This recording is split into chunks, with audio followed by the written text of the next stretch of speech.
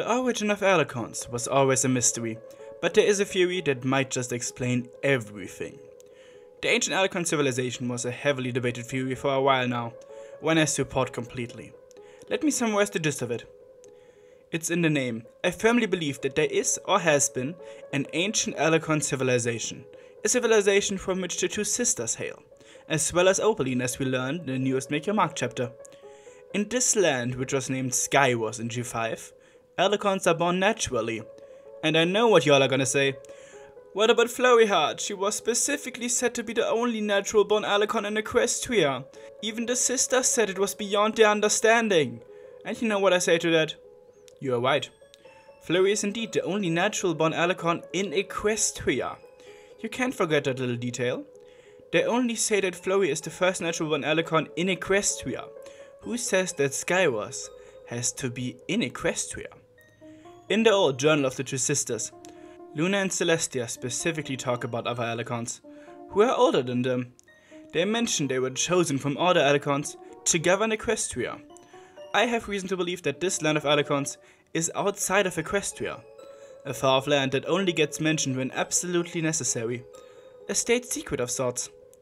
What is beyond their understanding is an Alicorn born from a unicorn and an artificial Alicorn like Cadence. It's the first time something like this has happened. Before this, Alicorns seem to have kept to themselves, so there wasn't an opportunity for them to create offsprings with other pony kinds. More evidence comes from the mentioned journal, which was the best source for this theory before chapter 4 of G5. In this, Celestia mentions Star Swirl, approached her and Luna because he knew what Alicorns stand for: love, harmony, and friendship. That's why he chose to visit them, and asks to be unbiased rulers of the newly founded land. Over the course of the story, they discover their abilities relating to the sun and the moon, meaning they were Alicorns before acquiring that power. This shows how they technically hadn't proven themselves worthy, which sounds like the only way they could have been Alicorns beforehand is being born as them. The canonicity of the book is debatable, but it gives some very compelling points, like the next one. There were other Alicorns. They were the ones who taught them what they know. Things like the royal Canterlot voice and Alicorn magic. But where should they be if not in an unknown land? Another hint of them being Alicorns from a young age comes from the Season 10 comics. In issue 98, we hear some stories from the sisters' past, depicting them as young Alicorns, but with their cutie marks, meaning after their coronation, if we follow the journal's timeline. But all of this is nothing compared to the newest lore we heard about in chapter 4 of Make Your Mark.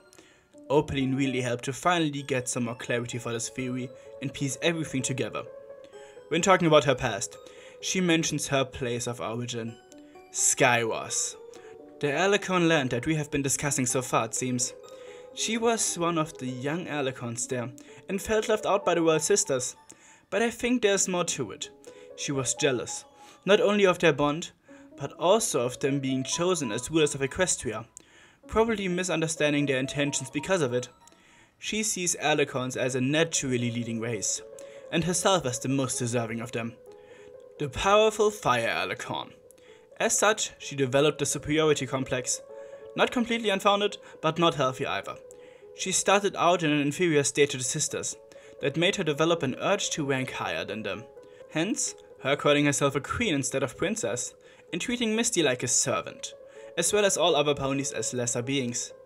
She wants to be in charge, but this actually gives room for a possible reformation in the future, when Unravelings had superiority complex together with Misty, and Sunny potentially, an Alicorn far away from being her ideal Alicorn, herself. This also stems from being one of the oldest Alicorns we know, the only ones we know of. She mentioned them being immortal, and with her being around since the sisters' childhood, that's pretty much confirmed. The question is, how many other Alicorns are there? I definitely see there being one for each other element. She is fire, and that always comes with wind, earth, and water. That gives us a possible future course for the show, exploring the other Alicorns. But other than them, who knows what else is embodied by such a creature?